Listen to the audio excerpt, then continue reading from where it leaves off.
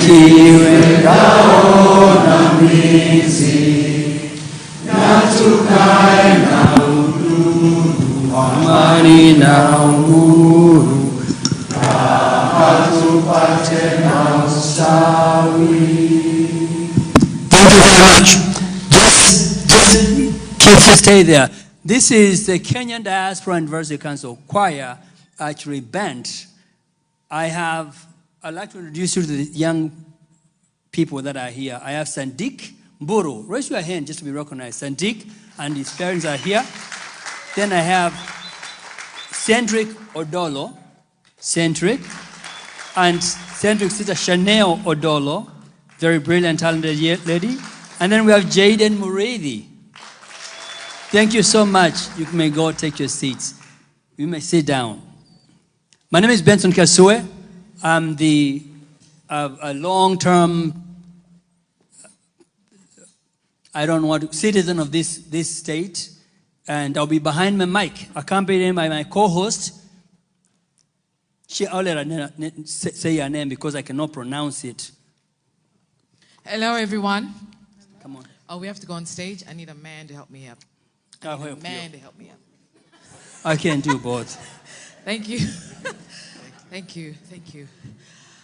Ha! Okay, so let me bring it all in. Your Excellency, Karibu to Dallas. Madam, Karibu to Dallas. Community leaders, all protocol observed. My name is Musi Kiaria. I will say that I'm born again. I love the Lord. Gotta say that.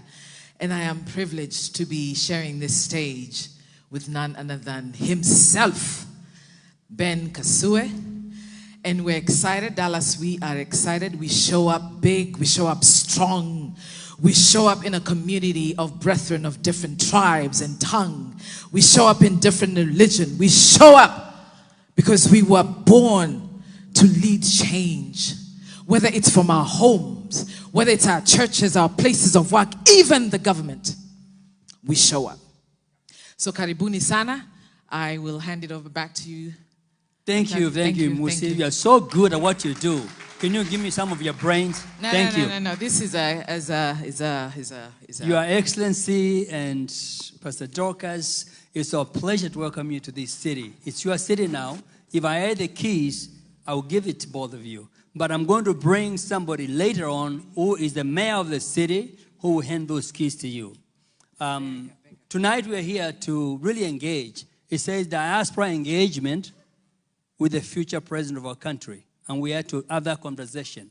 We're going to hear from various people from our diaspora community. But before I do that, I'm going to invite the mayor of the city to welcome you and give a few remarks. Worship Monica Kariuki.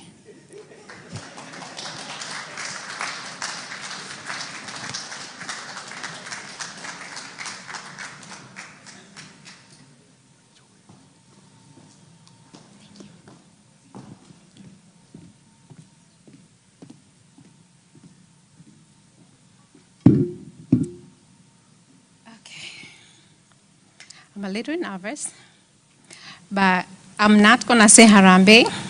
I am not going to say one term, because I found out I am not a politician and I don't say it right. So when I say it, it just doesn't come out right. Anyway, Your Excellency, Rigathi Gachagua, Madam Dorcas Gachagua, religious leaders, community leaders, my fellow Kenyans, all protocols observed. Your Excellency, we are deeply honored to welcome you to Dallas, Texas. On behalf of Kenyan community in Dallas, Fort Worth area, I extend my heartfelt gratitude for your visit. Your presence here means a great deal to us, and we thank you for your boldness, for being outspoken on the issues that matter. We appreciate the truth you've raised, and we thank you for not shying away from uncomfortable conversations. Let me tell you about diaspora, specifically Dallas. These are men and women of great resilience, hardworking, accomplished individuals who came to foreign land and built successful lives. We have established families, businesses, careers, and places of worship, like here. And yet, our hearts are in Kenya, still at home.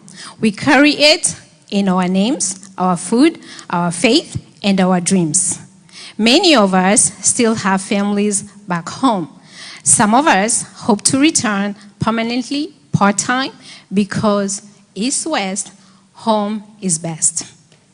Your Excellency, I stand here not as someone from Mulima, but I stand here as a representative to our diverse community in diaspora who believe that leadership cuts across.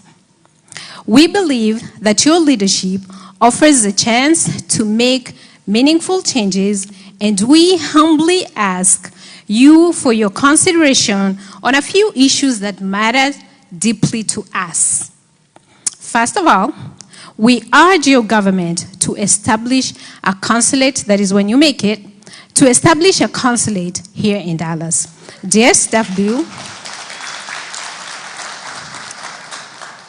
DFW has the largest population of Kenyans in the entire diaspora.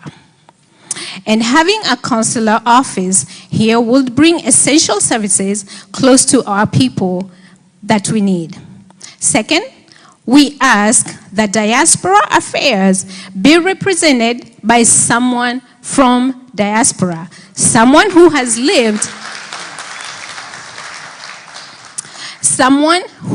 lived our reality, understands our challenges, and can truly speak for us. Beyond that, we are concerned the safety and future of our children. We as parents of kids that have been born here in diaspora take so much pride in our culture. The origin is evidence as the children you just saw here in stage, playing the Kenyan national anthem. But it is becoming difficult for us to encourage our youth to visit or move back to Kenya when the environment feels so unstable. Remarks from leadership, like authorizing violence against unarmed youth, are very disturbing. No citizen should be dehumanized. The sanctity of life must never be politicized. Never. We also urge that when forming your new government, please do not change the education curriculum. With every administration, from Moi to Kibaki to Uhuru to Ruto, every leadership has implemented changes that disrupt learning. Our children need stability, not experimentation.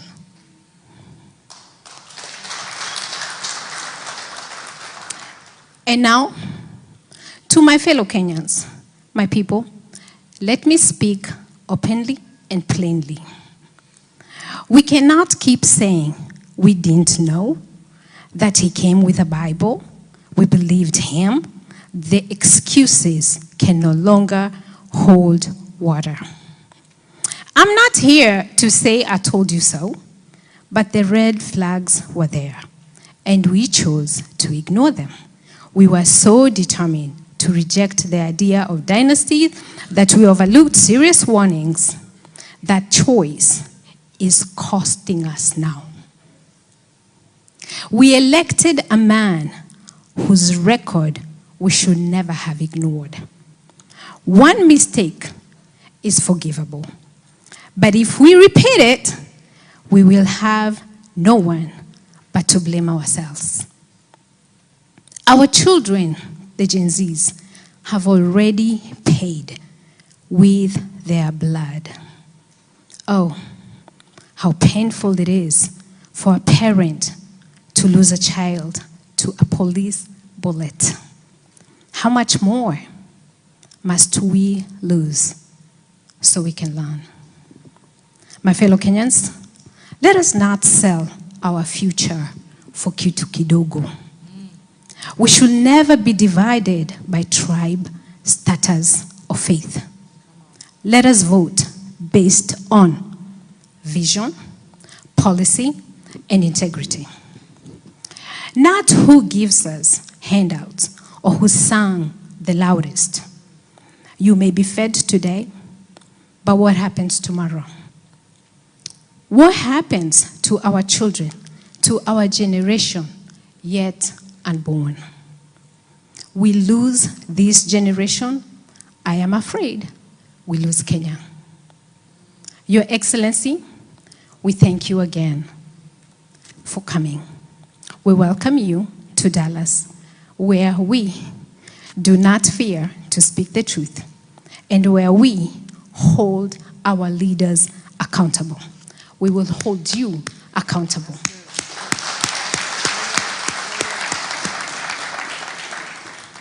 Your Excellency, we believe in a Kenya that works for everyone. We believe in better. In you, we see a renewed promise for the Kenya we all believe in. And with those few remarks, again, I welcome you to Dallas. Asanteni sana na mbarikiwe. Yeah, that's how they roll. Thank you very much. Thank you, Mayor, we appreciate you. So, Your Excellency, I think you're getting a taste of Dallas. That's how things are run here. And you're gonna hear, what you see here is just on the mountain. You see Kenya. You see it from the west, from the east, from the central, from everywhere. And so with that, I'm gonna bring one of the community leaders, Stanley Captain, Mutembei Nation, representing Mutembei Nation. Where is Stanley? He ran away when he saw you. Where is he? There he is. I knew he would disappear. He would not run away. He represents Mutembei Nation to give you a few remarks. Stanley? Thank you, Benson. Mulembe boss.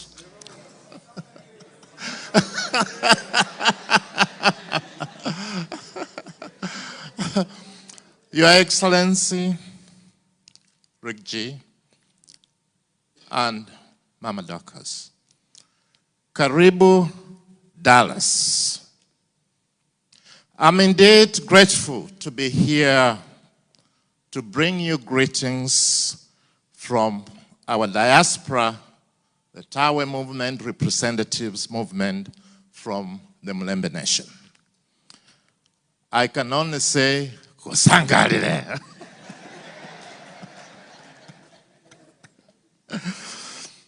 Your Excellency, I'm also carrying a message to you.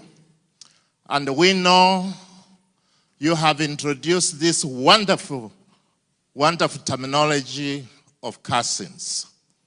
We appreciate that. But the Mutembei Nation is saying we are falling short with the Mutembei Nation because we, the Mutembei Nation, we think we are first cousins.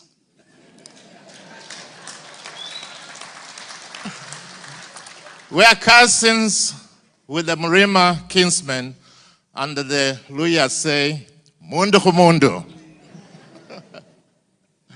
I just want to go briefly and mention a word from the great Chinua Achebe, who wrote, "A man who calls his kinsmen to feast does not do so to save them from starving. They all have food in their own houses. When they gather together in the moonlit village ground, it's not because of the moon. Every man can see it in his own compound. We come together because it's good for kinsmen to do so." That's why we welcomed you to Dallas. Ladies and gentlemen, I was privileged one time to visit Lusaka, Zambia in the early 1990s. And the youth, just like our Kenyan Gen Zs, were in the streets protesting, and their slogans, or their slogan rather, was simply, "The time has come, time for change, and the time is now." It's happening in Kenya. My interest this evening, I was told to be very brief, is to actually interrogate the 5 W's and the single H. What is it that we want? Why now? When? Today, not tomorrow. Who is the soldier to lead us through? Where? It starts right here, today. With those few remarks, then it comes, how do we do it? And that's what the H is. How do we do it? We have work to do.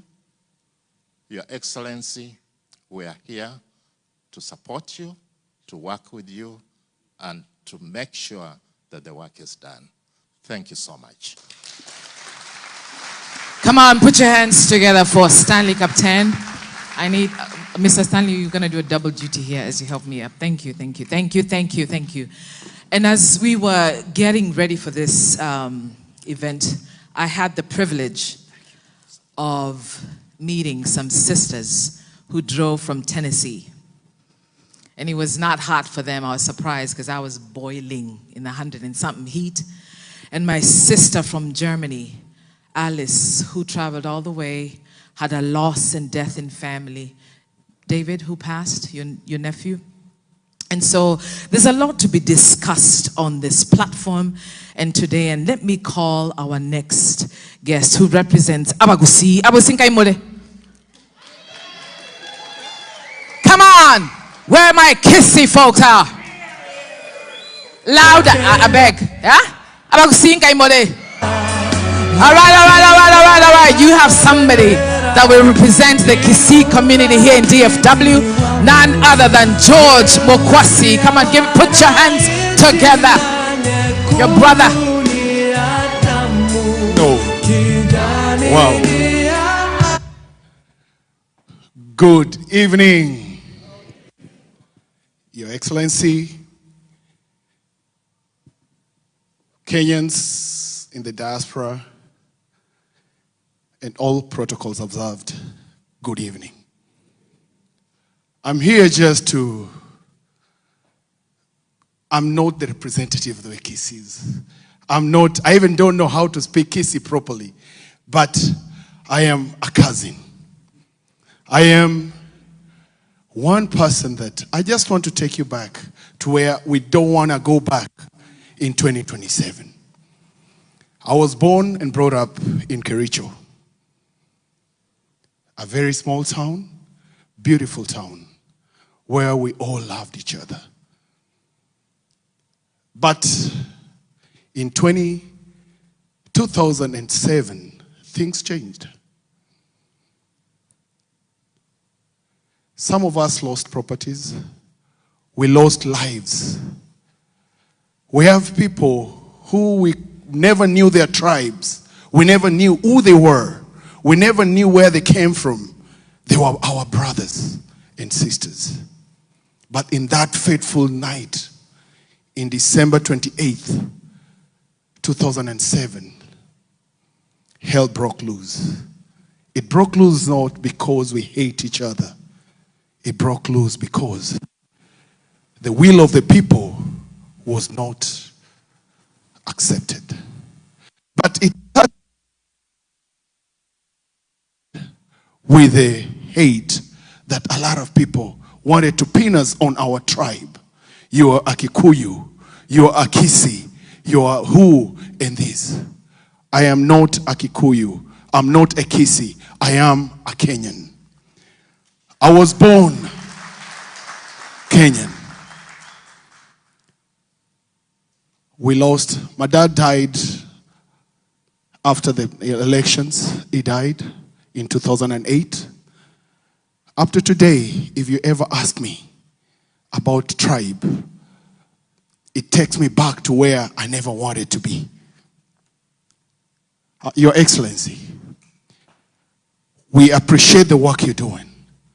We have to go stand still and make sure the mission break that hate. We want to break that divide. Please, let us all unite under one umbrella.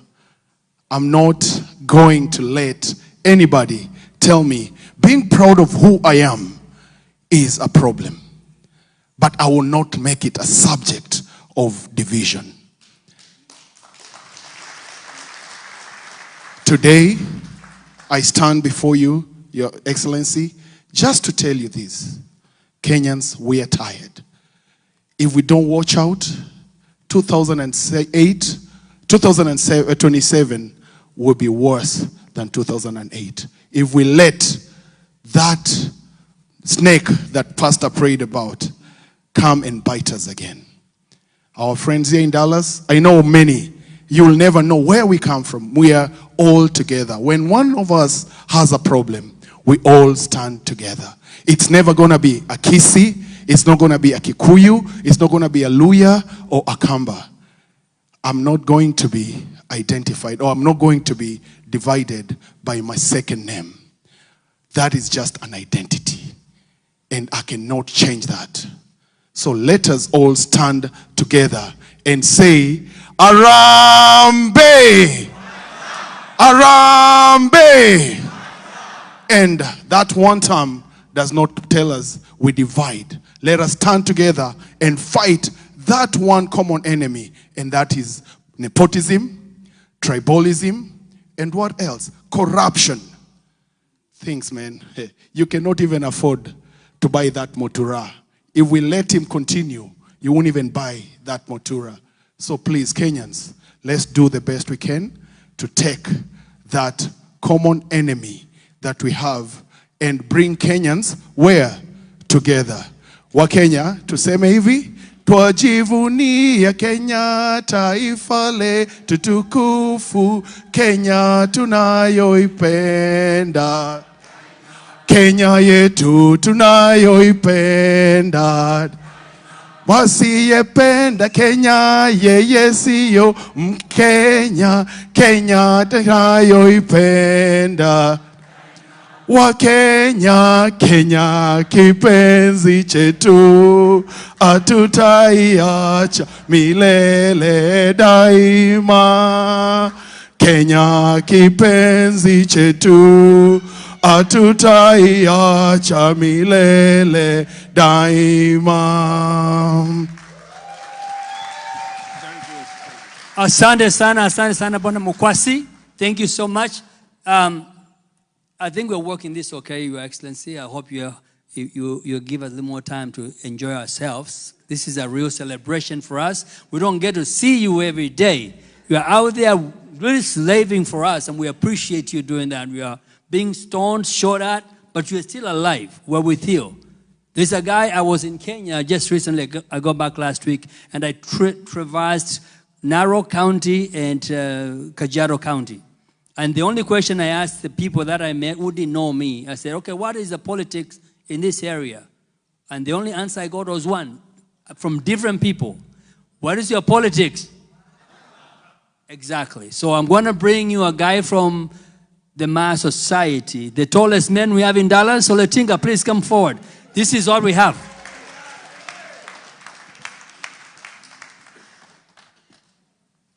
You got 2 minutes. 2 minutes. Hey. Your Excellency, Rigiji, Your Excellency, Pastor Dorcas wa Kiamaitu. Mumeshangaa? All leaders of the churches represented here, leaders of the community here in DFW, and all protocols observed. Jambo. Hey, kwani mnasikia baridi kidogo? Tuko na rigijia hapa. Kwa majina naitwa Daniel Oletinga. So Benson, jina yangu sio Tinga. Oletinga. Umesikia? Kabla sija sema mambo yangu matatu. Mambo ni matatu. Ningependa kwanza kusema kitu cha maana. Very important thing kwa hii roho. Kikwetu huwezi kuwa mwanaume kama hujapewa moto. Nani anajua maana ya moto ni nini? So mimi nilizunguka, unajua huko kwetu ni jangwa kidogo. So kwa wale wasikii Kiswahili, leo tumesahau Kiingereza kidogo. Huko kwetu ni green wakati kuna mvua. Wakati wa kiangazi iko shida. Sasa mimi nikasema kwangu lazima niwe na moto imetoka mahali green. So kwa niaba ya Wamasai walioko hapa, ningependa kuwaonyesha yule mnasema kwa jina lingine verified. So verified wangu ametulia pale. Hebu simama. Tuseme tu. Alafu kitu cha maana, nilienda mlima, niteremka kwa kona ingine. Sasa nikakuta mahali inaitwa Nyeri. Mshaisikia mahali hapa inaitwa Nyeri? Sasa nikapita kona ingine kidogo inaitwa Kirete, ukielekea Nyeri town. Nikaenda Tetu. Sasa hapa tu karibu na kwako nikapata mtu mweupe. Na nikafurahi sana. So nyinyi mnasema cousin.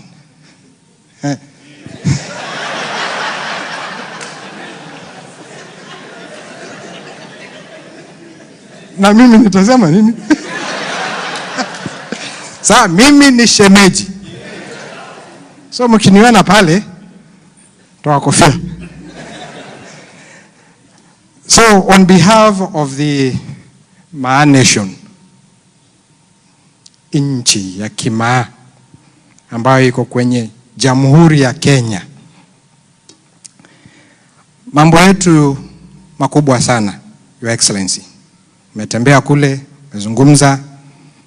Ya kwanza ni shukrani kwa sababu tuko kinara na kutoka kwetu. Governor wa kwangu, hiyo ni story ya siku nyingine, lakini atatoka DCP. Changamoto ambayo inatusumbua sisi, ambayo naona pia ni kitu inaguza sana sisi jamii kama diaspora. Tuko na relatives, tuko na watoto. Kuna kitu changamoto kubwa ya miaradi na pombe. Tafadhali, tunaona watu wanapindua hii na pale. Finyilia hapo hapo tu. Finyilia hapo hapo tu. Maana sio mlima tu ambao iko na shida hiyo. Kwetu pia inatunyang'anya. Kwa uchungu tunaona mtoto akipigwa risasi, damu mwagika. Lakini kwa kila meza, kwa kila nyumba tunalia kwa sababu ya mihadarati na pombe. Representation. Meya wetu Bwana Monica amesema kitu. Tungependa sana tuwe na true representation ya diaspora.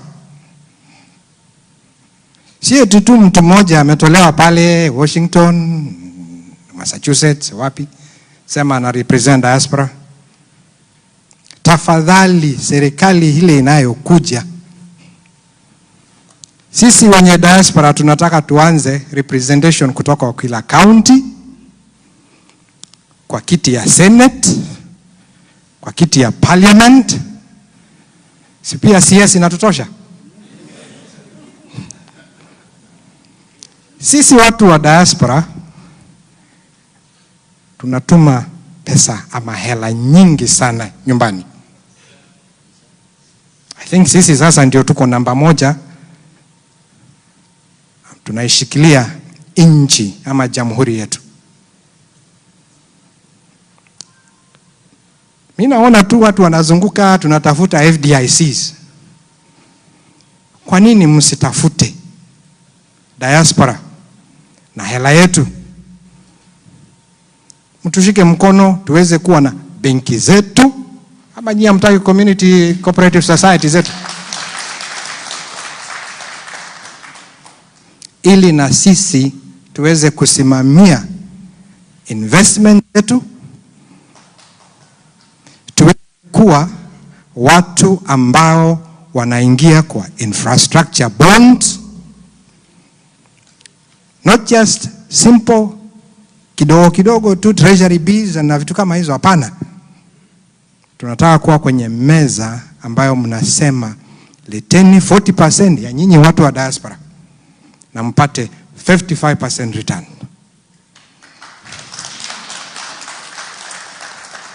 Langu la mwisho,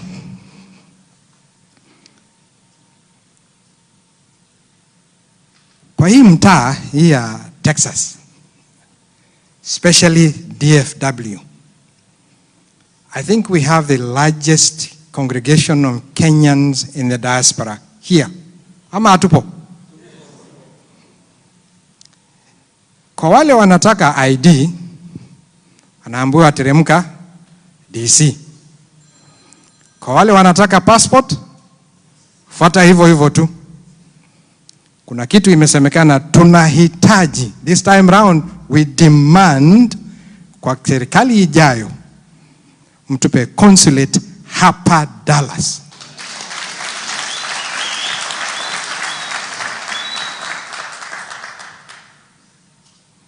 I think niko na a few seconds. So, 1 second. Tunakuomba. Hapa tunasema sikiza wa Kenya. Ukiwa huku, sikiza nini? Diaspora. Sikiza nini? Kwa hayo machache nakuambia karibu na Mungu akubariki. Asante sana. Come on, put your hands together for Aletinga. Thank you. And he excused himself for not speaking English, but he actually said 4 points about the killings that happened and representation in government, Senate here in diaspora, as well as consulate here. So thank you. I know you wrote those down. Before I bring the next speaker here, and Your Excellency, I know you have seen an array and a diverse community being represented here in Dallas. The next speaker, him and I belong to a group of parents. The common denominator is that we have autistic kiddos. The common denominator is that they're all Kenyans, regardless of tribe and tongue. And when it comes to disabilities in this country, they have to go through iniquities and disparities, whether it's education, employment opportunities. I know we have representation of parents here that have autistic kiddos. Can I, by show of hands, anywhere? I see that, I see y'all, I see the nods. American history. In 1870, the black suffrage was ratified, meaning the rights for black to vote in this country. In 1920, it was the women's suffrage. the right for women to vote. In 1990, it was the Americans with Disabilities Act. That is 120 years after the black suffrage and 70 years after women's suffrage. And that means even today, this disability community is clawing back years of iniquities, of disparities. We see it. And if you have a kid like mine who's 19 years old, who's autistic, trying to fight the system, what we can do so far, not only are we coming together to share accomplishments and milestones and maybe a prayer and a cry and frustrations, but what we have said was we're not going to wait for years to help the Kenyans in Kenya. So while we all are asking, hey, what are you going to do for the diaspora? Or what can diaspora do for you? We're ready. The parents of this community, Amaje Tobias Yungu, I'm calling you forth, come here. A father to a kid who's autistic. These are parents that each day our P&L, our profit and loss, our budget is different for many of you all. Because we have to pay for extra services, for therapy, opportunities, access for our kiddos. And because we have walked that path, we are ready to help the Kenyan government when it comes to, we're ready to work with you. Whether it's changing policy for people with disabilities and kids and schools, the education system, when it comes to, and Mom, I know you are so on that point, when it comes to removing barriers, when it comes to ensuring that opportunities are made readily available for this community, because 15% of the global population has a disability. That is you and I one day. And so without much further ado, my fellow parent from the Blue Tribe, Tobias Yungu. I beg, just, can you,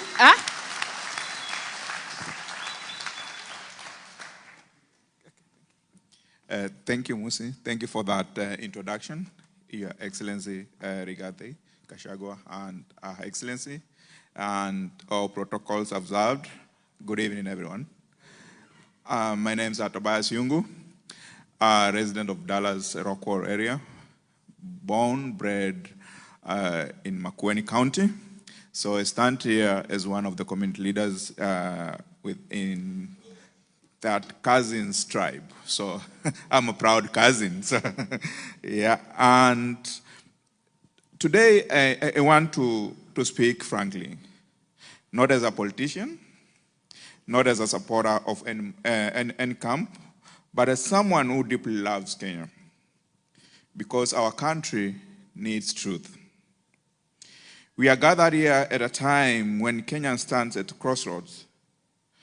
Back home, families are crying out under the weight of high taxes, joblessness, corruption, Gen Z deaths, and a growing sense of betrayal. Yet in political meetings, we often focus on personalities and power. Who will win in 2027? Who will serve one term? Who is loyal to whom? But our people did not elect leaders to serve one man or one term. They elect them to serve Kenya. Let me be clear. We in the diaspora are not just spectators. We are stakeholders. We send billions back home in remittance. We support schools, hospitals, families, and even some county projects. Yet our voices are often ignored. That has to change, and that is what we're crying for. We cannot clap for empty promises. We must demand measurable progress. What's the plan for ensuring that our institutions serve Kenyans, not politicians or individuals? What's the plan for reducing youth unemployment? When will corruption truly be punished, not just televised? What is the plan for the united opposition to unite Kenyans, not just unite themselves? We must focus on systems, not saviors. We need long-term strategies, not short-term slogans. We need inclusive economic reforms, not divisive ethnic calculations. Let me say this to our leaders. Don't just campaign, you need to govern. Don't just build legacies, we need to build institutions. Because history will remember not how loudly you spoke, but how wisely you led. And to my fellow Kenyans in the diaspora, let's be the mirror Kenya needs. Let's organize, invest smartly, speak boldly, but also build. Let's stop being used for just political opportunities. But let us be seen as partners in progress. As we host His Excellency regarding Gachagua, let us not flatter, but challenge. Let us not just ask for recognition, but accountability. Let us remind our leaders that loyalty to Kenya must be greater than loyalty to any one man. Because Kenya is bigger than one term, bigger than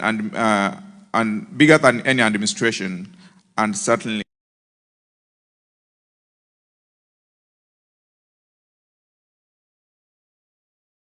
Kenya.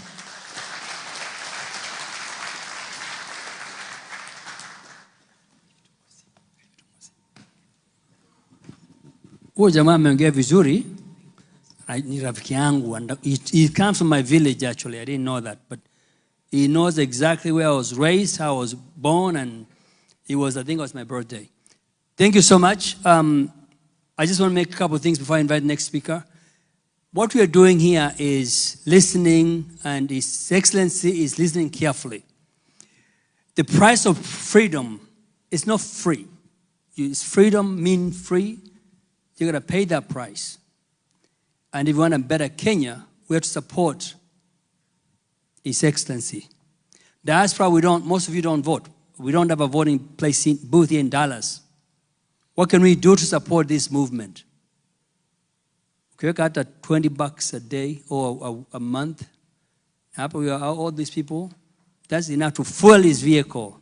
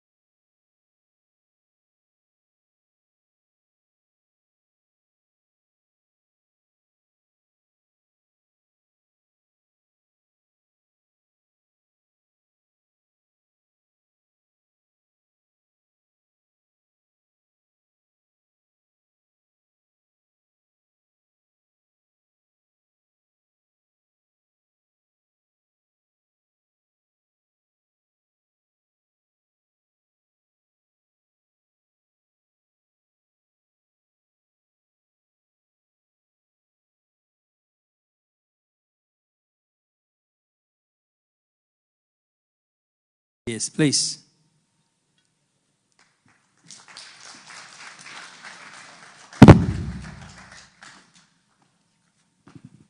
Thank you, son.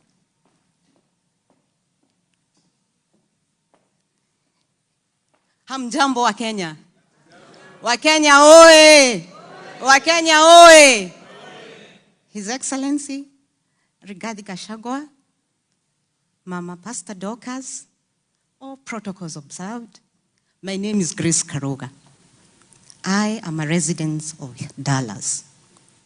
I am here today to talk about Dallas and the women of Dallas. His Excellency, when I look around this room, I see more men than women. I see women and I appreciate you all. We all know that women are the backbone of any successful democracy, right? Without women, none of us would be here. Women, given a chance, will take any democracy from where it is down there to up there. Now, Your Excellency, here in Dallas, we have great women. All these women that you see here, they left something to come here and have their voices heard. They want to have a seat at the table when the decision making is taking place.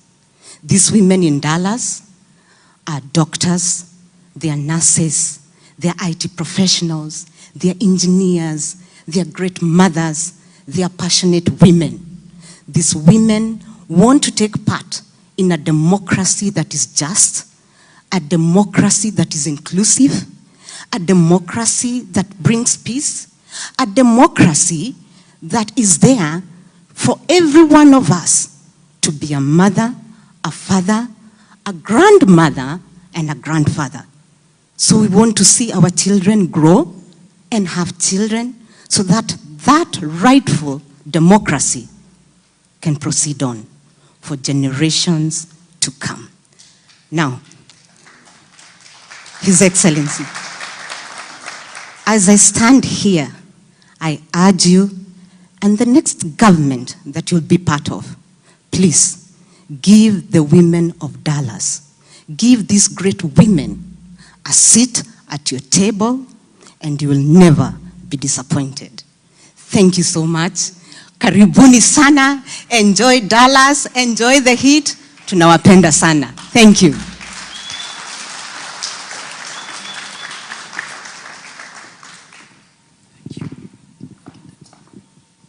Thank you so much, Grace. Grace is one of the was one of members of the organized committee that put this event together.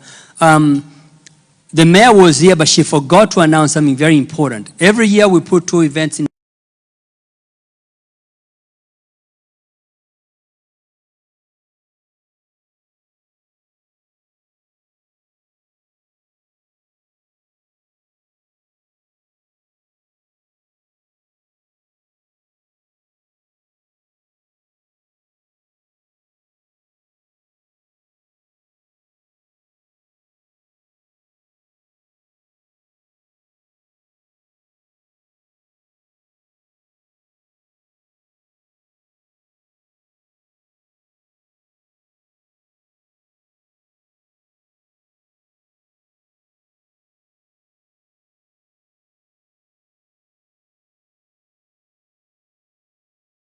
Politicians and government leaders to come and engage us. Dallas has about 100,000 Kenyans. Do you know evil? You guys know, I mean, we are here? Over 100,000. And so we can make an impact here. Even we can win. You organized, we can lead. My name is Benson, and for those who don't know me, I've been in this community. I live about 2 hours away. But I'm so much delighted to be here to engage you. Your Excellency, from the mountains of Chulu Hills down to Tui, the national park, going down to Mwingi and then down to Machakos, Masinga Dam in Kangundo, and all the way down to Nairobi by Mulolongo. That community is very ready to work with you. A lot of people mistake me for Kalonzo. I have no relationship with him. I can assure you that. But ni rafiki yangu sana, mwambie nilimsalimia. So, but we are in this to win this thing. If we don't unite, we have a problem in 2027. Do you guys want that problem? Unataka? Arambe! Arambe! I'd like to invite the chairman of this planning committee, who has been working so diligently to make it happen. We are coming to the end. I know you are here to listen to His Excellency himself. He has some few things we want to share with you. But before we do that, we'd like to invite our chair, Alex Karundu, who is also a former chair of the Kenyan Diaspora and Advocacy Council, to share a few words with you. And invite His Excellency as well. Oh, thank you. Your Excellency, before I give my remarks, there are a few people. Kwanza nisalimiane, hamjambo wa Kenya. Harambee. DCP. Ni kama hatujaelewana hapo, mshike kwa DCP. One Kenya. One people. One Kenya. Harambee. Very good. I recognize a few people who have traveled quite a distance. We have our ladies from Germany. It's only fair, Your Excellency, to chukulie muda kidogo tuwapatie dada zetu. I'm sure one of you would want to say hello at least. Alice, do you mind? I'll share my minute with you. Tumpigieni dada yetu makofi. In respect of time, kindly hurry up. I also want to recognize, Your Excellency, your permission, the National DCP Diaspora Body, led by our Chair Gikonyo. Perhaps they will come in later with your time. Wanja, Jeff na wengineo. Tumpigieni dada yetu makofi ya nguvu. Yeah, hello. His Excellency Rigathi Gachagua and Mama Dorcas. Don't worry. Yeah, hello. Hello. His Excellency Rigathi Gachagua and Mama Dorcas, karibuni sana hapa Texas. I'm from Germany. I just came to visit my daughter. And coincidence, Rigathi Gachagua was supposed to come here, so it was just a coincidence.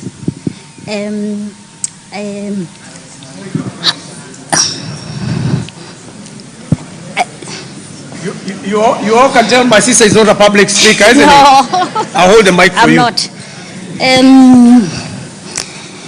I'm here because one of my nephew was shot. I think everybody knows about it. David Chege, who was lying, his brains were scattered and outside the parliament building. I want to read something about David.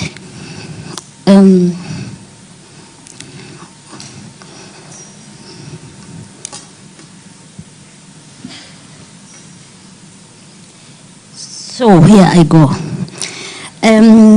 Honorable former Deputy Rigathi Gachagua, I speak to you today as a mother whose life was scattered by a tragedy, loss of my nephew, David.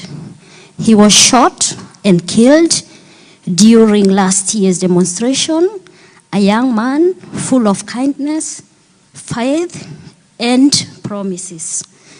Since his death, our family has been engulfed in pain. No parent should have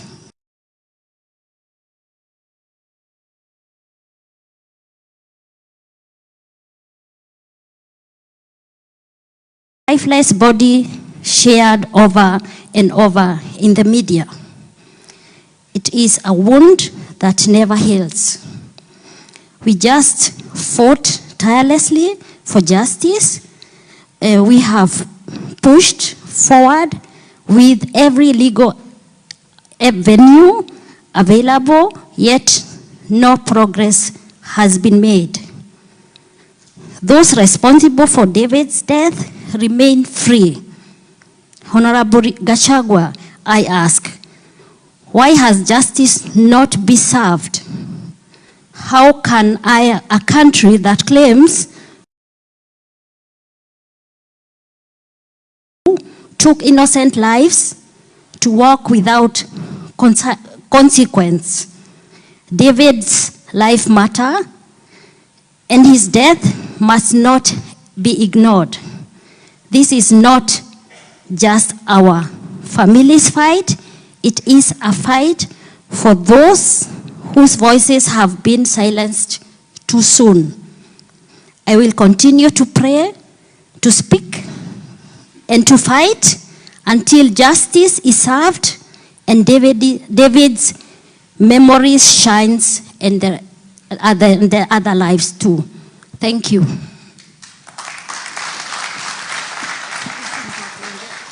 Thank you, Alice. Our prayers to your family. And as Kenyans, we stand together, and we can assure you none of a bigger fighter than His Excellency. And I'm sure one day, sooner than later, those pains will be no more. And it is of quite importance for all of us to pay tribute, indeed, to all those young men. And they join the list of the heroes of our republic. I am confident there are other people who would have wanted to speak, but in respect of time, Your Excellency, I see there is a Gen Z, Nick Karaoke. We probably would give you a chance later, depending how we finish our time, but we want to recognize that everybody has a space. And His Excellency Ricky G had told us not to censor anyone. He is recognizing that we live in an area or a government that wants everything to be told like sycophants. That's not who this gentleman is. He wants people to have the freedom to participate and to feel accommodated. So, Gen Z Karaoke will give you a chance, perhaps towards the end, to hear your question. I'll be quite fast because time has moved quite a bit. All protocols observed. Your Excellency, my name is Alex Karundu. I am the Chair Emeritus of KDAC. The lady that spoke at the beginning was elected upon my end of term. I am a proud servant and a hero of this diaspora of Dallas, Texas, and the larger US. I've lived in this country for some time. But above all, I'm also a patriotic Kenya, a son of Kiambu County, and proudly going to be a candidate under DCP party for the Kiambu Township Member of Parliament.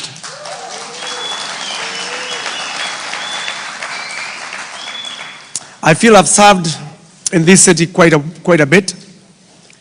And I think a time when we realize how many Togeges, for those that may not understand the name Kagege, we were told yesterday by His Excellency is one level below a moron. Imbecile, something. Something. He said it very well. So we have a lot of them back home, with all due respect. But we do want to ensure that when His Excellency comes to the government, he's surrounded by people of intelligent, people who can argue, who can participate in the democratic process of our country, and above all, will govern from a center place of knowledge. I also do recognize, currently we have a member of parliament with us. I will give the duty of inviting His Excellency to you, Mheshimiwa. Maybe I should repeat this. When I say DCP, tuseme sikiza ground. DCP!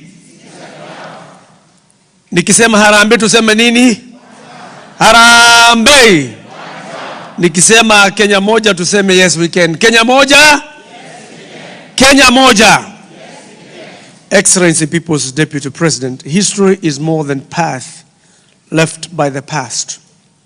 It influences the present and can shape the future. We meet today here in Dallas as patriotic Kenyans, first to show our unwavering love for our motherland.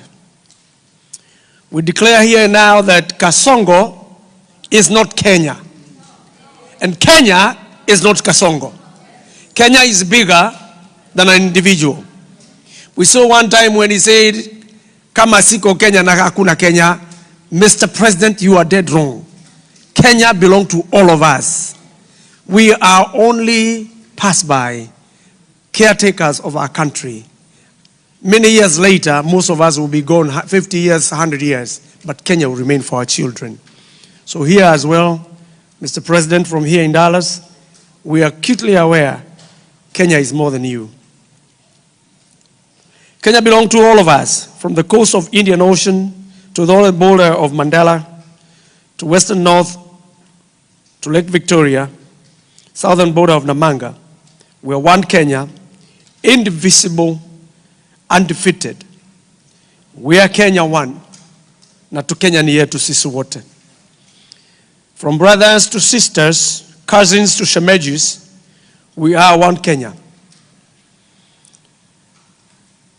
Excellency, Pastor Dorcas, and our dear Deputy President, People's Deputy President. We want a country that governs by a rule of law. We want a country that will end abduction. We want an end to corruption, nepotism, and cronyism. We want a government that is comfortable with its Gen Z, a government that can listen to its citizen, a government that is not too fragile for a different opinion, a government at peace with its diversity, and a country that can take care of its unborn children, its toddlers in schools, and can take care of its aging population. Finally, Your Excellency, as I beg to borrow a bit of your time, I'm acutely aware this is not my day, but at my age, close to 60, I know this doesn't happen so often. So I'm going to steal one more minute from your speech, Your Excellency, for your time. And I will end this by asking the 2 years left for this government that is placed today, because they have been saying there is a backdoor, people trying to put them out of power unconstitutionally, which is another diversionary tactics. We are all Democrats, and His Excellency, Rigiji said it, nobody really wants to take him out of power unconstitutionally. But 2 years is too long. May we ask you, Mr. President, and your sycophants to recount your recent shoot-to-kill order. If you continue it in the next 2 years, we might not have a population to vote, and we need them. Mr. President, do not take free education from our children.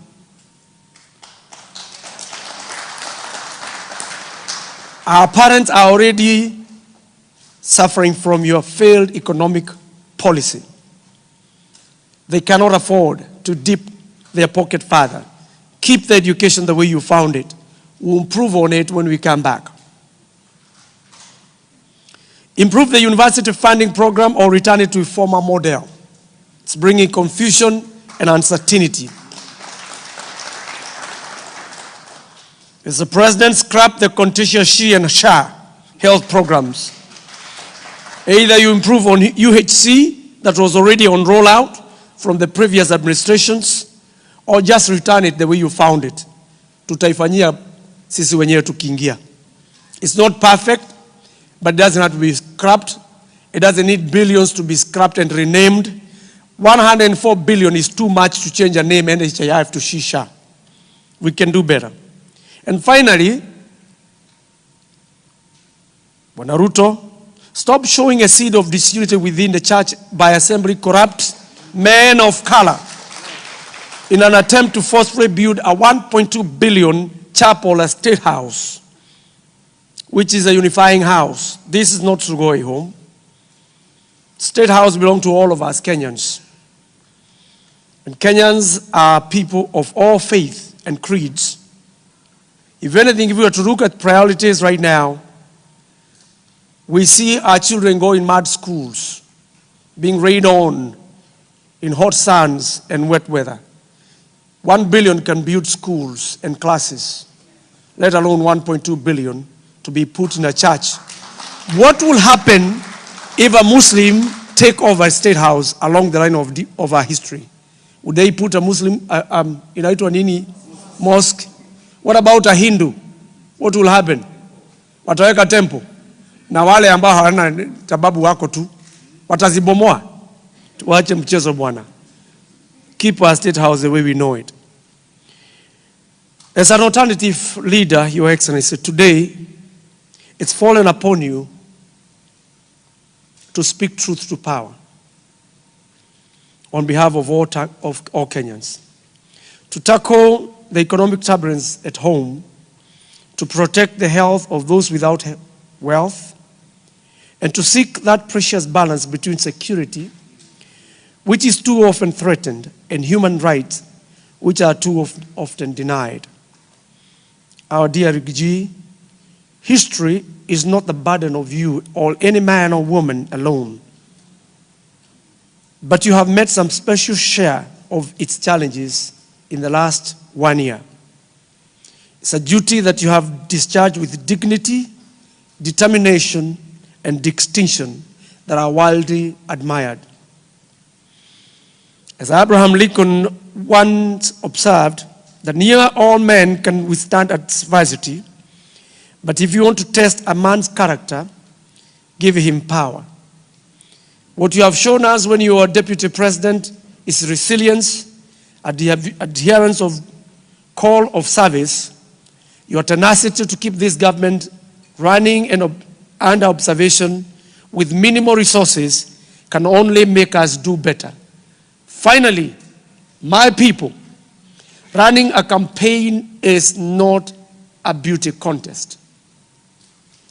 Mimi nawaomba tu kama Wakenya, while our Gen Zs are giving their ultimate prize in Kenya, shall we please reawake the spirit of supporting to the cause of our justice and rule of law in Kenya by donating to various programs that will end up the despotic government of Kasongo. We'll be rolling out a few programs.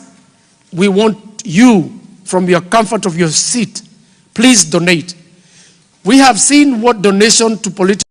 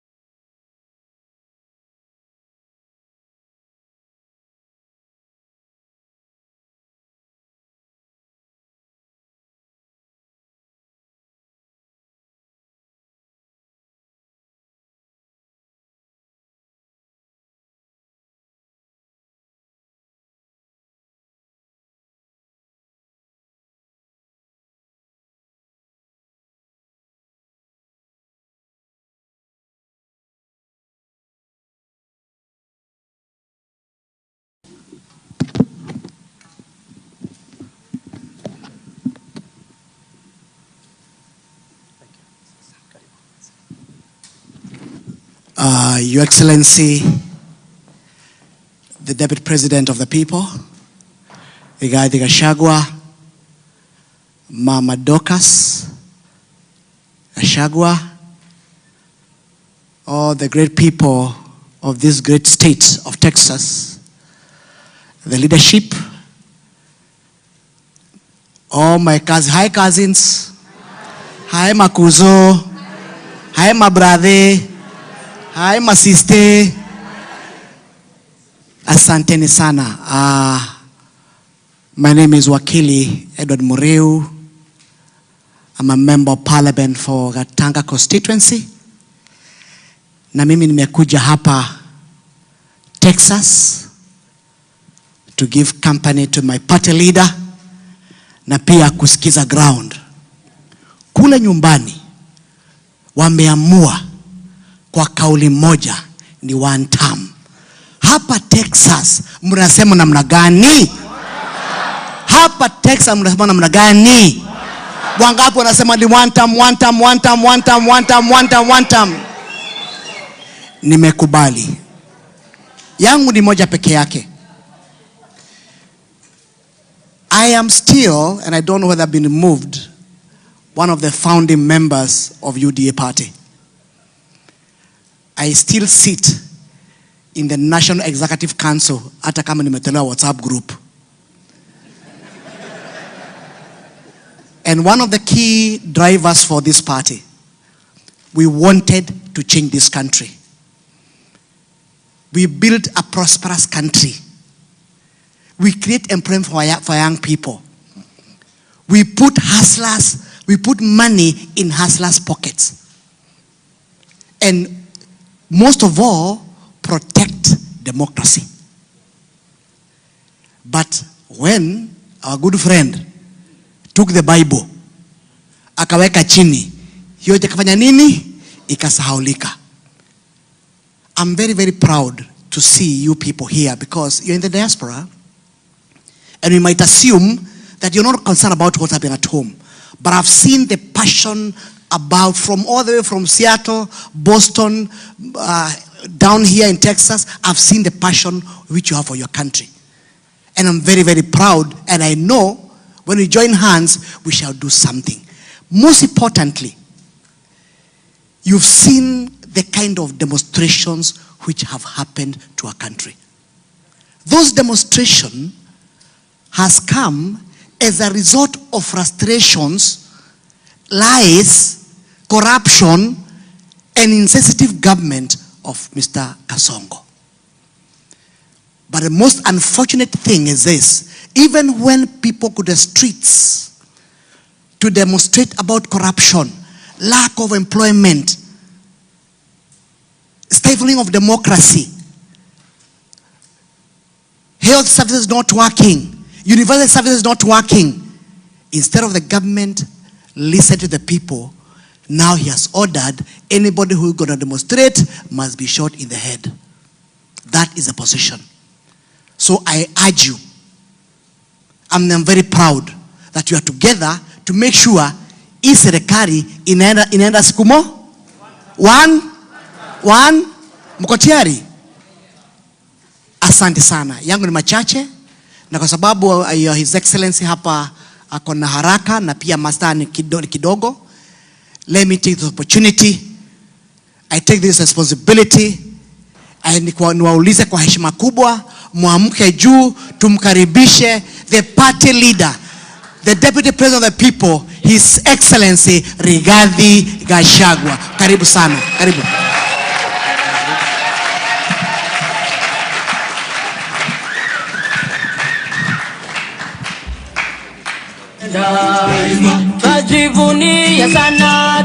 Thank you. Please be seated.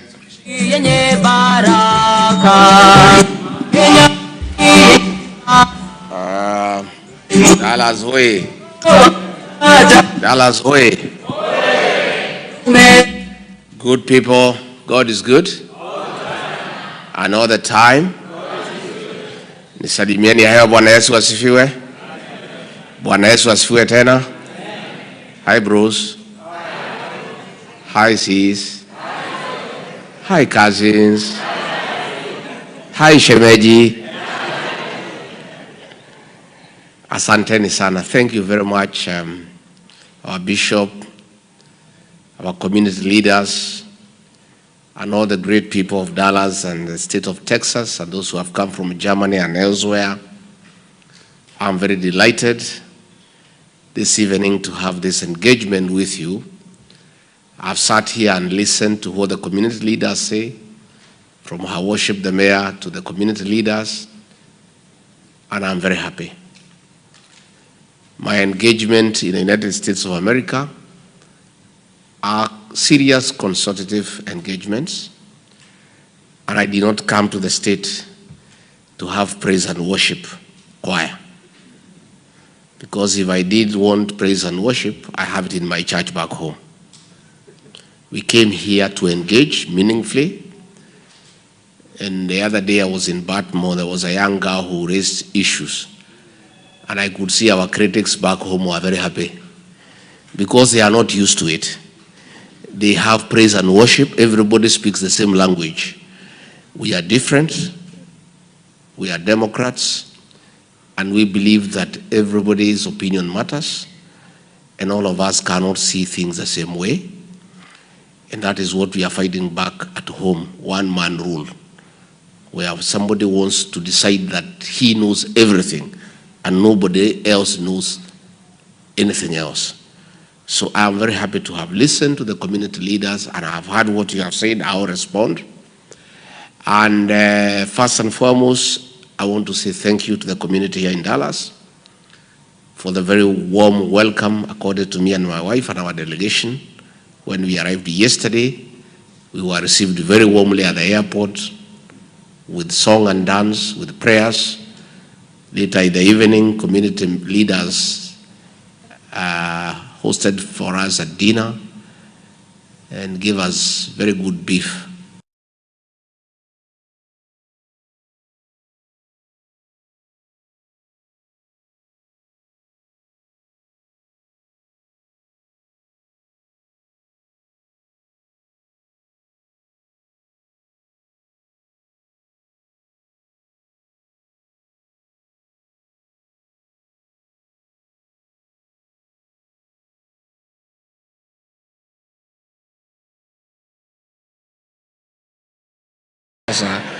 Sasa nakuja hapo nakaribishwa na wamama na nyimbo, tunakula nyama, tunakaa vizuri.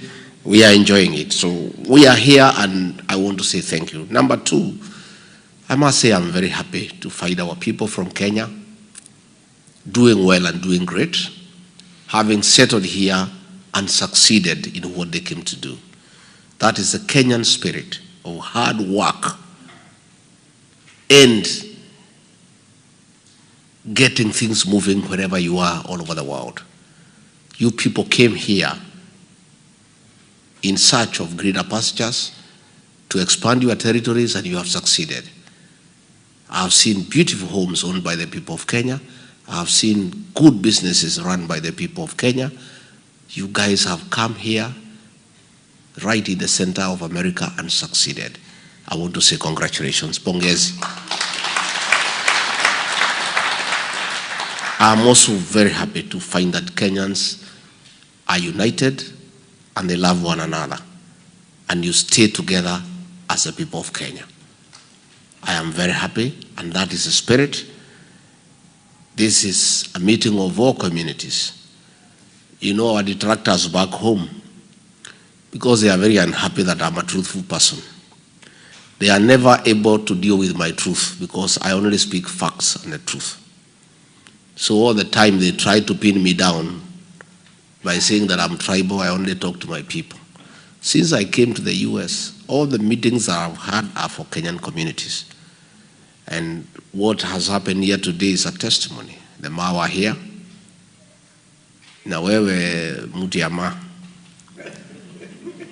ujue culturally, hii wasichana yote ya mlima, they are my daughters.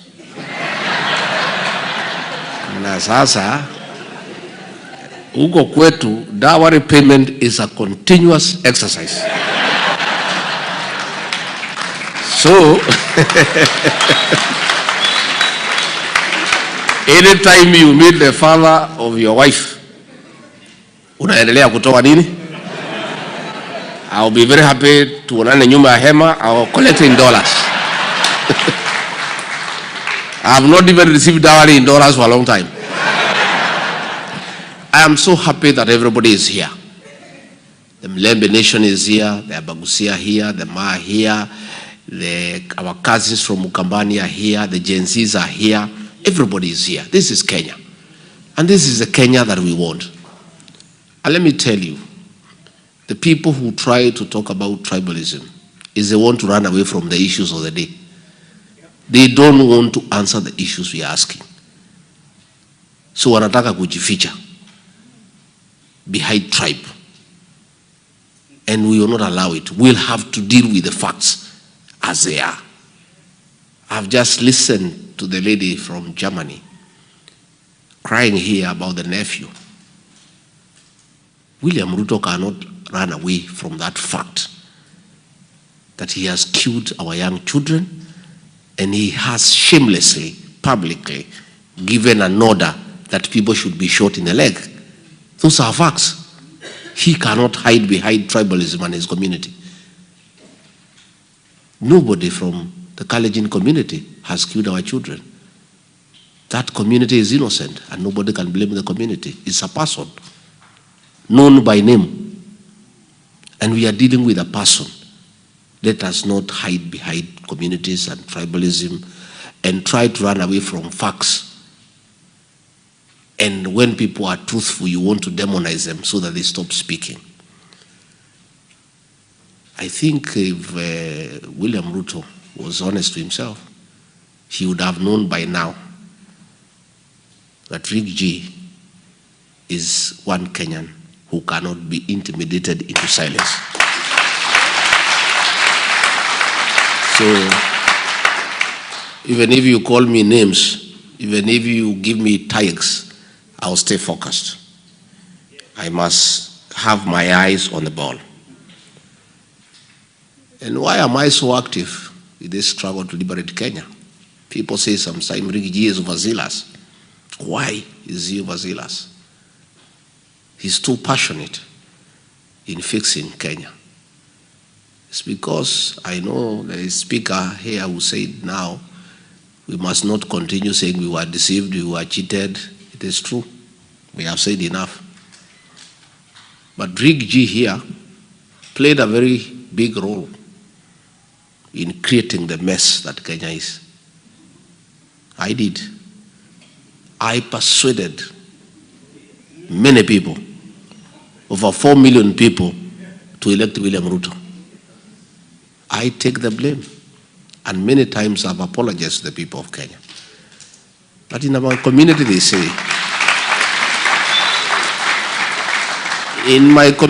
say, making a mistake is not very bad. What is very bad is repeating it. So I am saying, the way I bear the greatest responsibility of creating the mess that Kenya is in, I bear even greater responsibility to fix the mess. It's only fair. It's only fair to the people of Kenya that the people who played a great role in creating this mess must play even a greater role to fix the mess. So I have a duty, I have a calling, I'm a man on a mission. We must fix Kenya for posterity, for our children. So what brings me to America? I've come to America because the Kenyans who live here must be listened to. I've come to listen to the people of Kenya. And that's what I'm doing. And I've listened quite a bit. I think this is my 4th town hall meeting among so many other meetings. I've held more than 25 meetings with selected groups of church people, business people, community leaders, and I'm listening. And from what I have heard so far, Kenyans in the US are restless. They are afraid. They are concerned. They are worried about what is happening back home. They are unable to sleep, not knowing whether their relatives have been killed or not. They care that their parents cannot go to hospital and get treated. They are in anguish that their younger brothers and nephews and nieces cannot go to university because the education system has been messed up. The Kenyan people living here are part and parcel of the Kenyan nation. And when Kenya ails, they feel it. And more than anybody else, the people living here are feeling the effects of economic mismanagement in Kenya. Because you people work very hard. And since you are good people, you take part of your savings back home to help the people you left behind. True or false? So when the economy is not doing well, you know, the shopping you are doing for your mother 3 years ago before William Ruto took over for 20,000, today, for similar shopping, you need 50,000. True or false? So Kenyans living here are serious stakeholders of the Kenyan happenings. And therefore, I came to listen to you, and that's what I'm doing, and to say that what you are telling me is what I know. Things have gone south. When we went to elections in 2022, we had a lot of hope. William Ruto had given a lot of promises to the Kenyan people. And there was a lot of expectation. But as a speaker has said here, as soon as he took the Bible, all those things, he put them aside and started on a path of destroying the Kenyan nation. And I must tell you, because many people ask me, you are elected as deputy president. Kwa nini si ungevumilia tu, ukae tu umalize? I tried, but it became difficult. Because I'm a truthful person. And a truthful person and a pathological liar to coexist is also a bit difficult. It's a bit difficult. It's like mixing oil with water. Even if you try to shake, after some time, the water will settle down. Lying to the Kenyan people. We promise that we will put money in their pocket. Instead of putting money in their pocket, we pick the little that they had. We promise people that we will not evict people without giving them alternative accommodation. People are evicted every day. Overtaxation, corruption, destruction of institutions. You know what happened as soon as we came in? William Ruto embarked on a scheme to capture the opposition. He looked for Raila Odinga and compromised him. And the old man became a supporter of all the wrong things that are going on in Kenya. He captured parliament, he captured Senate. He destroyed all the institutions of oversight. And then the impunity began in earnest. I was left the only lone voice in Kenya, inside the government, who was saying, no, this is wrong. The finance bill of 2024, I told William Ruto, this is too much. Please, Kenyans are crying, they cannot afford it. He says, no, you don't have to do what is popular, you do what is right. I said, boss, if the majority of the people who give us a job think it is not right, how do we insist it is right? He said, hapana, tuendele. And what happens is because nature abhors vacuum. When there was nobody to speak for the people of Kenya except Rigiji alone, nature abhors vacuum. Another body had to come up to speak for the people of Kenya. That's how the Gen Zs came up. Because nature abhors vacuum. So when the Gen Zs started saying, no, this is wrong, and started agitating on behalf of the people of Kenya, a decision was made to clamp down on them. Abduction started, and torture, and I opposed from inside government. On June 24th, 2024, a security meeting was held, National Security Council, and I was a member. I was excluded because William Ruto knew I would not agree to the decisions that were being made to kill our young people. A decision was made to massacre and butcher children the following day on June 25th. That's how your nephew succumbed to bullet wounds. Children, young ones, were killed like chicken. That evening, the president called a press conference and said they are criminals and they are treasoners and they will be dealt with. The following day, as deputy president, on 26th, I flew to Mombasa and called a press conference and told off William Ruto. You remember? Yes. And from that day, we never saw eye to eye. We never spoke again. We started talking on SMS. He couldn't believe that I could tell him off publicly. And I told him I cannot be part and parcel of a government that kills children. And our relationship became worse and worse. And he told me he'll get rid of me unless I resign. And I told him I'll not resign, get rid of me. He mobilized funds and gave members of parliament and senate to hold me out of office. And I was quite happy because I could not be party to what was going on. In hindsight, today when I look back, I think my being removed from office was a blessing to me and to the people of Kenya.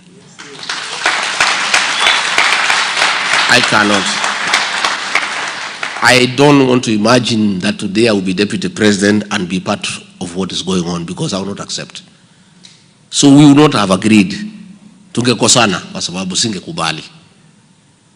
So we now have an opportunity to do the right thing and fix our country.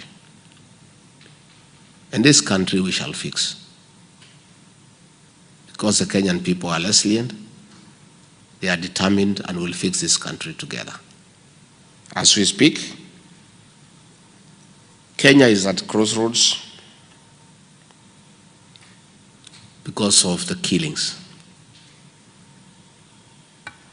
The CS for Interior, Kipchumba Murkomen, gave an order of shoot to kill against the teachings, the Bible, and against the Kenyan Constitution. And that has been happening. Since he gave that order, so many young people have been killed. The president himself, despite saying that he's a Christian, against the Bible teachings, the 10 Commandments, thou shalt not kill, thou shalt not steal, gave an order in public that people should be shot in the leg. Most of you are in the health sector. Does not mean that if you are shot in the leg, you will not die. If you are shot, you'll bleed and die, isn't it? He gave that order. That's the level of impunity in Kenya.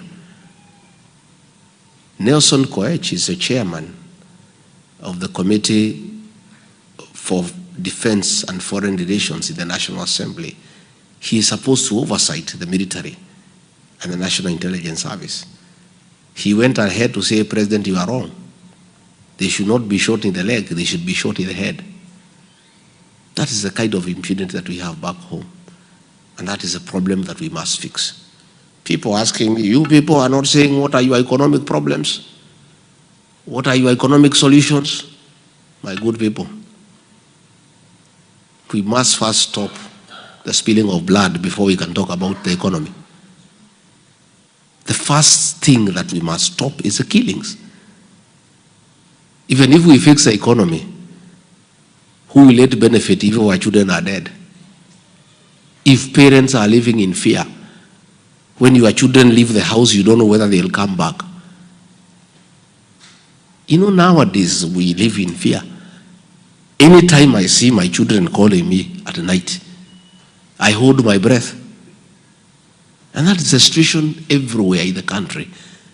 You don't know what information is being relayed to you. We must fix the issue of extrajudicial killings and the issue of abductions. And that is why Kenyans are saying, for us to fix that problem, Ruto must go.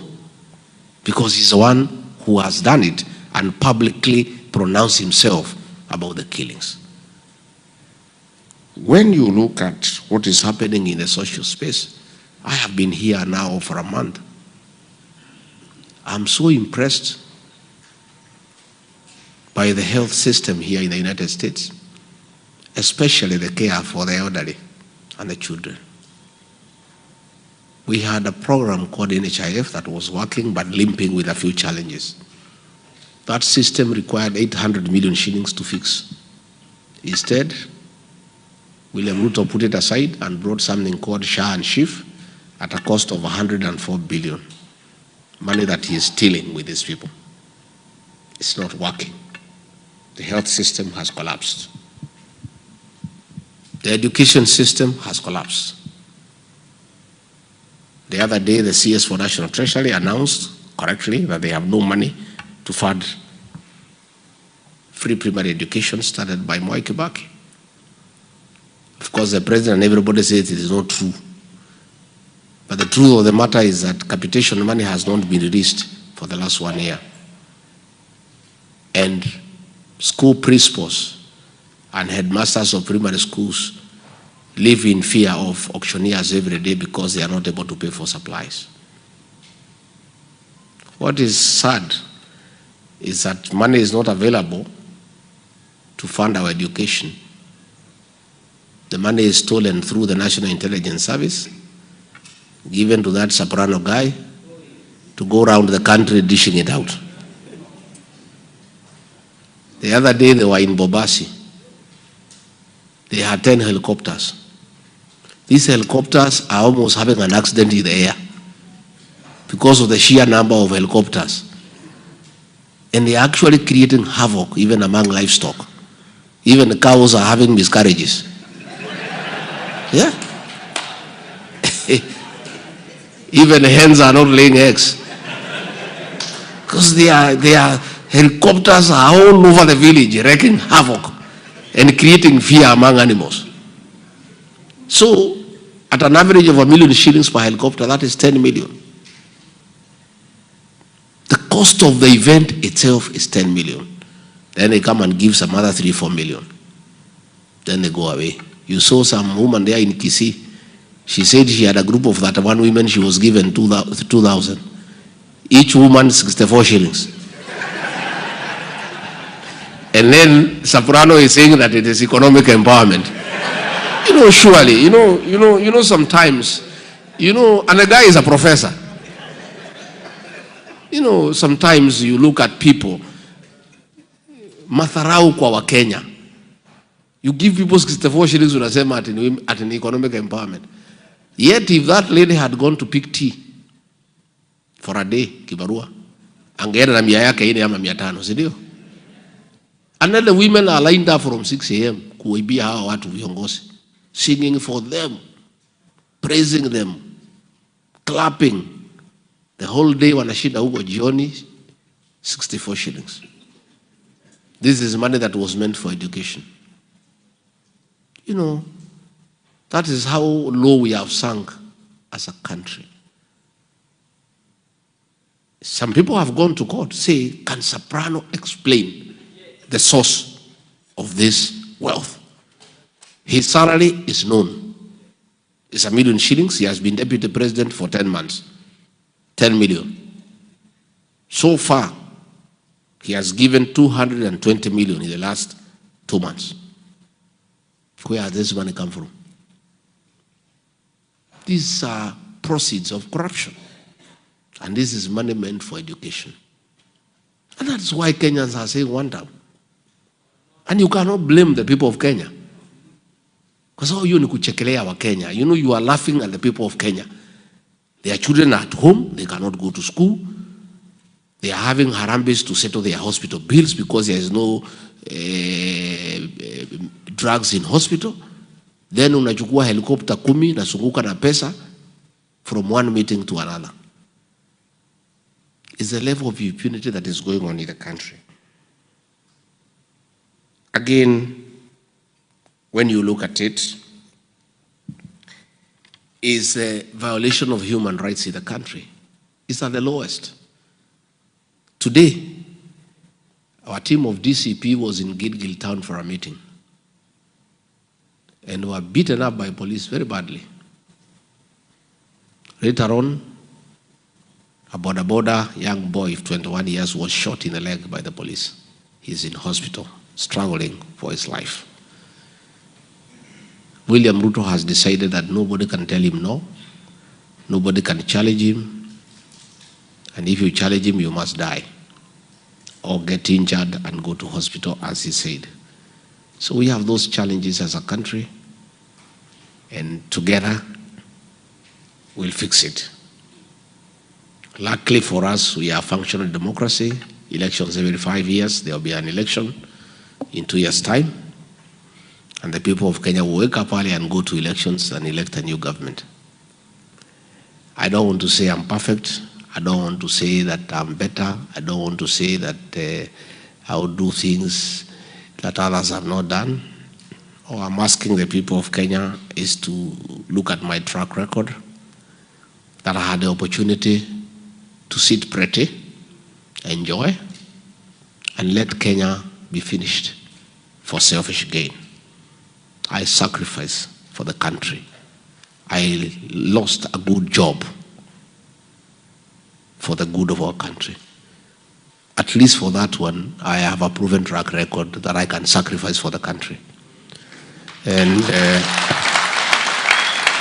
I don't think If I refused stealing of public funds as deputy president, I would allow it as president. If I refuse the killing of our young people as deputy president, I don't think I would allow it as president, because I'm the same person. I refuse because I'm Rigathi Gachagua, and I'm a Christian, I'm a parent, and I think it is wrong to kill children. So if I became president, I don't know how I would change that perspective. The sanctity of human life is sacred. And therefore, I want to offer alternative leadership. Leadership based on integrity and based on continuous engagement with the Kenyan people, so that at any one time you are properly aligned and you are thinking the same way. So we have formed a party called DCP, Democracy for the Citizens Party.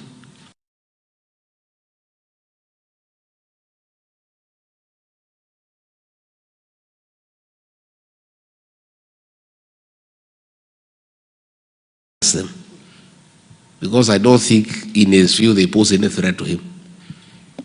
But he knows the party leader of DCP is a man of integrity, and he cannot be bought, he cannot be intimidated. And he knows this is a party that will send him home. So the party is popular and is a new kid in the block. And that is why they are following our meetings everywhere to make sure we don't do meetings. But when I leave here later in the month, I'll do very serious meetings. If they want to stop them, no problem. Tutangangana na hawa. Because if we buy fear and get intimidated and stop doing what we must do, our people will suffer. Our party is a national party, and it has support across the country. The deputy party leader, Cleophas Malala, is from Kakamega County. The national chairperson is from Kajiado. I have two deputy chairpersons. One is from Kiambu, the other one is from Kisumu. The deputy secretary general, Ole Kamwaro, is from Narok. The national treasurer, Mwikali, is from Machakos. The assistant national treasurer, Mwita, is from Kuria in Migori. The secretary general, Hezron Obanga, is from Kisii. We are a national party. But because William Ruto ananiona pale, anasema hii ni chama ya mlima. Na hii mlima anaiogopa kwa sababu it is the one that made him president. It gave me 47% of the entire vote. Na hiyo imeondoka. So he is very thin na anajua. So he is struggling. So we have a very serious national party, and this party will drive change in our country. I want to ask you to support that.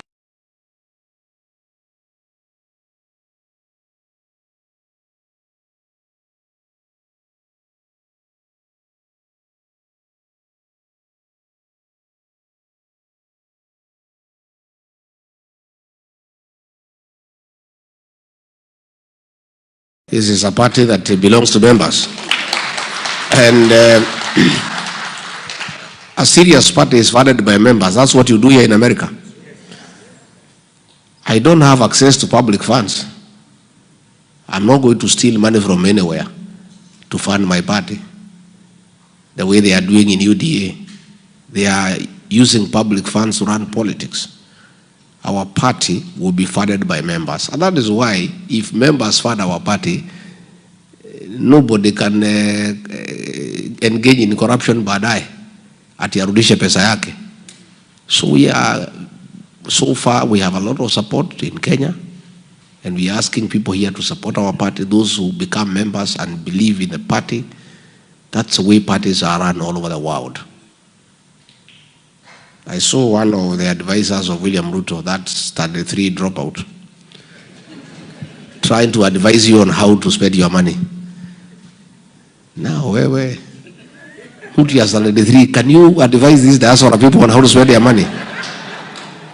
You know, You know, because he advises William Ruto, who is a PhD holder, anafikiria he can advise anybody in the world. And he was talking in a very derogatory manner about what you do here, isn't it? So wewe endelea to advise William Ruto, and through your advice, the country is in a hole. Advisors ya William Ruto ni wawili, moja standard 6, moja standard 3. Do you need any other explanation why you are in a hole? And that is why hata wanamwambia hii masomo haina haja, wachane naye. You know, mtu ya standard 3 na standard 6 ndio wanaku-advise. Nakwambia hii masomo ya Kibaki wachana naye. Chukua pesa na magunia, patia Zaprano, akatafute kura.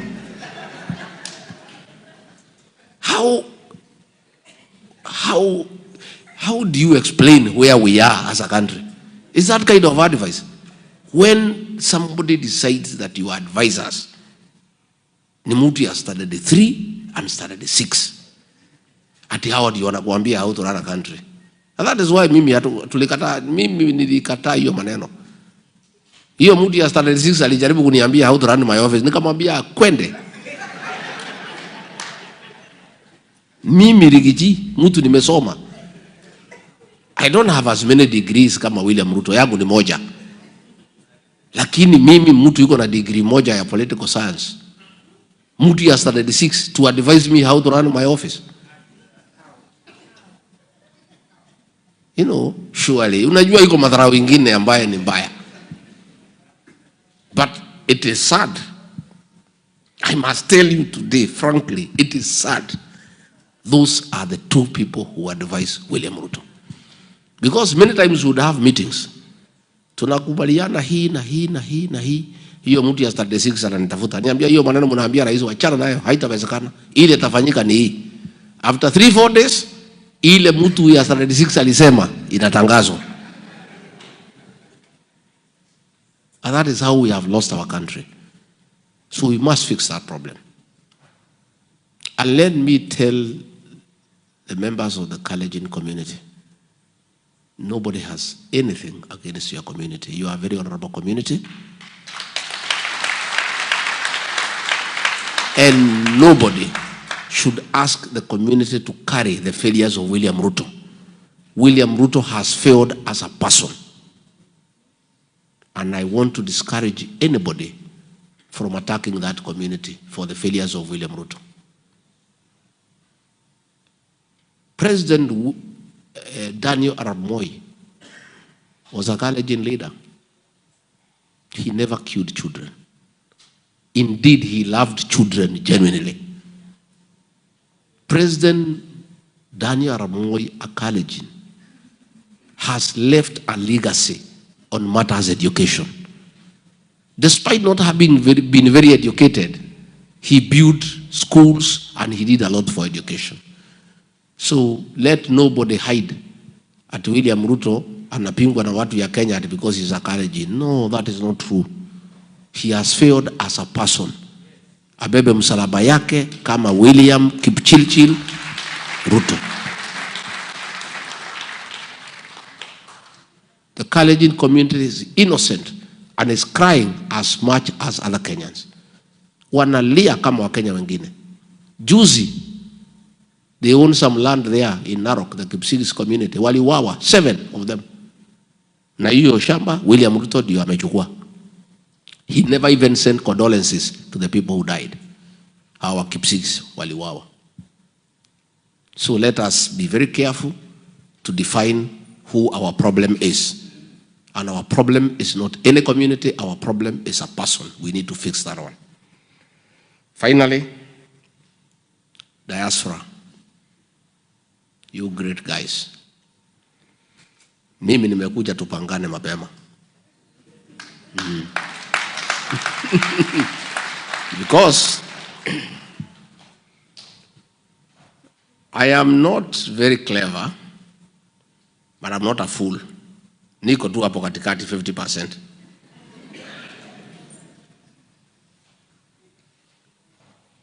In 1970s, coffee was #1 foreign exchange earner for our country. In 1980s, tea took over from coffee. Tea was #1 foreign exchange earner for our country. In the early 90s, tourism took over as #1 foreign exchange earner. From the year 2000, the three were overtaken. Today, as we speak, #1 foreign exchange earner for our country, Kenya, are remittances from the diaspora. You guys are a serious player in Kenya's economic development. All the money that we get for paying public debt ni ile mnatuma nyumbani. All the money for imports ni ile mnatuma nyumbani. Money to run our embassies is the money that you said. Those of us who rear some dairy cows, a dairy cow, for you to get milk from it, you must look after it very well. You give it hay, you give it dairy meal, you give it Lusan, you whistle so that isikie mzuri ikikamuliwa. Nowadays tunaipatia mpaka mattress ya kulalia isisikie baridi. And some people have even gone a step further. You play for it country music, Ken Rogers and Don Williams, so that they can give you milk. You guys are the dairy cow for the Kenyan economy. We must look after you for you to continue contributing positively to the Kenyan economy. Any serious government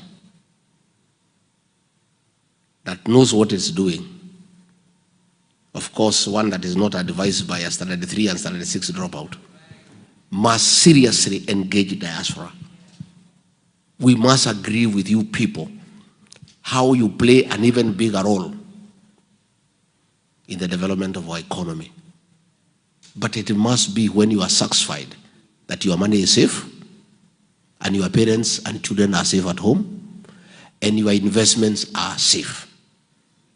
We want an engagement the way my in-law from Nema has said, where we come up with a diaspora bond, and in fact we can go a step further. You guys have the necessary resources and expertise to start and run a very big and successful diaspora bank home with the branches across the world. And this is something we must do. You guys have the very sufficient resources. We create a system, you develop a bank, you run it yourselves, you have experts, and put your money there. And then we agree what incentives do we give to the diaspora people. If interest rate where they come from is at 11, you give them maybe 2 points higher or something. We also must agree on investment programs. Yesterday I was with a lady who was selling coffee here. Our coffee is the best in the world. Our tea is the best in the world. We want to encourage you people to have a partnership with us to get that coffee and that tea and those avocados and sell them where you are and make some little profit and pay our farmers well. We are talking about job creation. How would we create jobs unless we start manufacturing back home? We must interest the diaspora people, instead of importing steel and cement from China, to come and start those factories at home and create employment and enhance our tax bracket. In fact, the area of cooperation between government and diaspora is so huge. Actually, you don't need to go borrowing money from other countries. The money here is sufficient to sustain our economy, but only when the owners of the money are satisfied that the money is safe and they have good incentives to bring back money home. At the end of it all, east or west? So I want to start an engagement, and these are the networks now we are creating. I agree Promises were made that we will open 5 consulates in the US. None has been kept. Opening a consulate requires money. The economy is struggling. But I want to give a commitment. We may not be able to open 5, but we can do it progressively. We start with the 2, and I agree. By the sheer size of population in Texas and the strength of the economy of this state, you deserve the first priority in the establishment of a consulate. I want to give that commitment, and you test me on that one, because it's so easy for me to fulfill. It doesn't require much, it only requires good manners. Si ndio? Si watu wakikubaliana kitu wamekubaliana. We'll start a consulate, because when I look at the size of the economy here and the opportunities for business for Kenya and how we can attract foreign investment back home from Texas, it only makes sense to have a consulate here with the trade attaches so that we can enhance our commercial cooperation with the people of the state. Again, we have consular services for the Kenyans here, for IDs, passport, marriage, and everything. And of course, we are going to push IBC to open a station here because of the sheer numbers. Yeah? So that you people can be part of the Kenyan nation and you decide on how you want to be governed. Again, I agree. That is something we had agreed with William Ruto, akaruka. Tulikuwa tumekubaliana na watu ya diaspora ya kwamba you guys have the necessary qualifications, experience, expertise, and motivation to be part of the embassy staff running our embassies across the world. Because you understand the countries where you are. If you have been here for 30, 35 years, hakuna kona hapa ujui, vile tutakaa na hii wazungu, vile tutawabebeleza walete investment Kenya. Isn't it? You know what Kenyans need. You know what they want to do. So I want also to give that commitment. That at the level of the deputy head of mission and the officers in charge of diaspora and other staff in the embassies, we must and we shall deliberately consider and recruit people from the diaspora to help us run our missions. Again, we shall have mobile consular services. Where we are not able to have a consulate, we have a mobile consular services. Wanaenda one state, wanakaa huko mwezi 3, wanapeana vitambulisho, passport, birth certificate, marriage certificate, alafu wanahama, si ndio? That is something that is doable. It's something we're going to do so that we make it less expensive for you to go to Washington in search of documents when it's not necessary. Again, in the spirit of devolution, we take the government to where the people are. Don't take the people to government. Si ndio? Yeah, we take the people, the government to where the people are. So there are various issues that we shall agree on. Madam Mayor, tutakubaliana. And we'll engage everybody in the diaspora. And I'm happy the way you are here today. Muketi, mupange, mutuambie, mnataka tufanye namna gani. Na nitarudi tena. Mnataka nirudi? I'll come back. Na hata Mungu akitusaidia tupate serikali, tutakuja kusema asante. Najua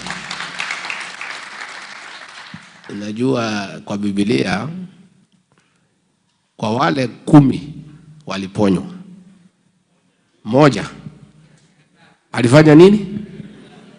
Mimi nitakuwa huyo mmoja. I'll come to say yes. I agree the issues of alcoholism and drug abuse is a problem in Kenya, even here. You know, when I was in office with the Pastor Doctors, we did a lot of work to deal with alcoholism and drug abuse. And we succeeded to a very great extent to do away with illicit brews and deal with the bangi and other hard drugs. Ruto using Soprano sabotaged that program.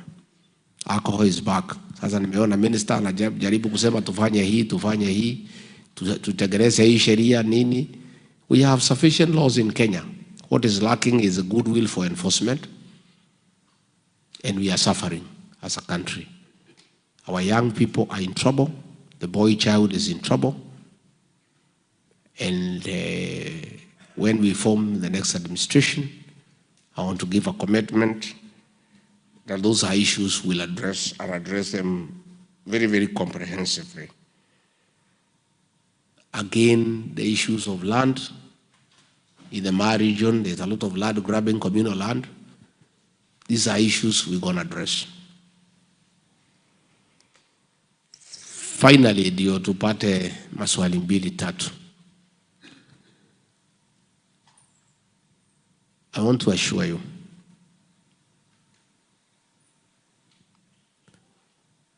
that a new dawn is coming. The English say, the darkest hour is just before dawn. Saa ile giza imeshikana, karibu kuna kucha. People of Kenya are waiting, and I want you to help me, tusaidiane. You guys have a lot of influence back home. Mukipiga masimu, muongelesha wa Kenya. Muambie, they should not waver. They should not be intimidated. We must get the change that we desire. Kenyans have a right to have good governance. And the diaspora people, I also want to commit that we want you to be part of government and be on the decision-making table and enrich our thinking, because you have a lot of experience out here where things are working and working well. In matters democracy, in matters healthcare, in matters education system, in matters of taking care of the elderly. And I have given a commitment that I want one of you to come to the Senate through our party, as specially elected, to come and help us create laws on devolution, because devolution is working out here. Again, we'll also give you another one position in the National Assembly, specially elected. You come there, assist us to make laws. Again, in the counties where we are strong, almost 20 counties where we are very strong, where we'll have a majority of the MCAs, we'll have many, many specially elected MCAs. We'll want every county to give diaspora at least one specially elected MCA to come, so that you help us to make good laws on devolution. For the women, marchers will nominate you, fine. Lakini pia tunataka mpigania hizi viti. You must fight for these seats, my dear. Most of these seats are vacant. Most of these MPs, wananchi wamemalizana na hawa. So we want to encourage you people. Yesterday I met a candidate for Kikuyu. Anataka kuenda kutoa Kimani Ichung'wa. Huyu. Yeah? It's a Texas guy. Yeah? Kuje utoe hiyo jamaa, mmesumbua watu sana. I met a candidate for Thika Town. Yeah? That seat is vacant. The one who is there now is called Nyakanga. So where kuja? I met a candidate for Kinangop. That seat is vacant. Yeah? Of course, the chairman here, Kiambu Town, it is vacant. Bobasi, Hapo ndege zilikuwa zinaleta shida. For Bobasi. I met also a senator for Garissa, Ahmed. I don't know whether he has come today. So, where are the women from Texas? Yeah? Munangoja nini?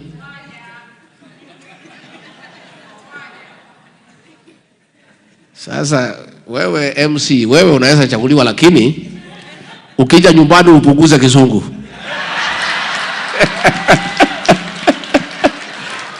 Si ndio? Apunguze asipunguze? Hey! Ameongea hapo mpaka nimepotea. But we need such people also in parliament. Kugangana na ile watu ya ODM. Si ndio? Yeah, huyu. Yeah. This one I can specially elect akuja huko. Angangana na hii watu na ile kimombo. Because we also need some tough fellows. Si ndio? Nataka wakina mama wengine mang'aa huko kidogo. So, women, peace, please. Fight for your space. Nobody will come for you at home to come and lead them. Come out. And our society now has accepted that women and men are the same. We've got great women leaders in Kenya. Please, I want to encourage you within DCP. We'll give you an opportunity to come and fight for these seats. You know? Tuko na viti mingi sana. Kuna ile ya women rep, ya Muranga is vacant. Ya Nyandarua is vacant. Nairobi is vacant. Kajiado is vacant. Narok is vacant. Kiambu is double vacant. Yeah? Nyeri is vacant. You know, you people, akina mama, nyinyi muko hapa na muko na dollars kidogo ya kuweka billboard nini na kupaka marangi mzuri na kukaa vizuri, mkuja pale, you know, you come piga picha hapo, come and meet women and talk. Go to Citizen and give your vision. Let people listen to you and listen to the brains that you have. And we have great women who can make great leaders. And I'm a very strong defender of women leadership. You know? And mukuje tafadhali. We'll give you several for specially elected, but zingine tunataka mpiganie mkuje mpate hizo viti. So mimi nimeshukuru. I think I have tackled most of the things that had been raised.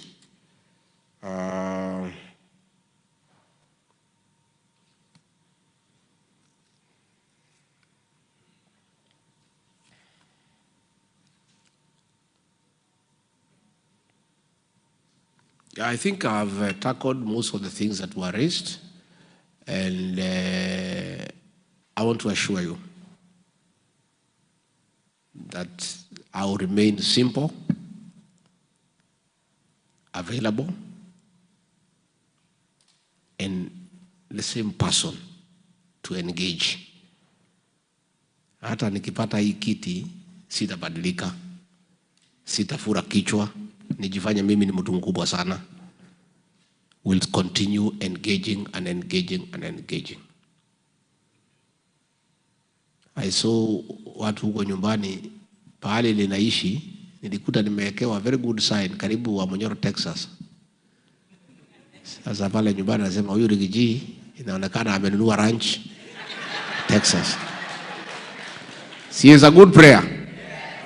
It's a very good prayer. Muniombe nipate pesa, nikuje ninunue shamba hapa, nikuwe nikija kutembelea nyinyi. That prayer will be answered. It's a good prayer. So mimi nimeshukuru sana. I think we can take one or two questions so that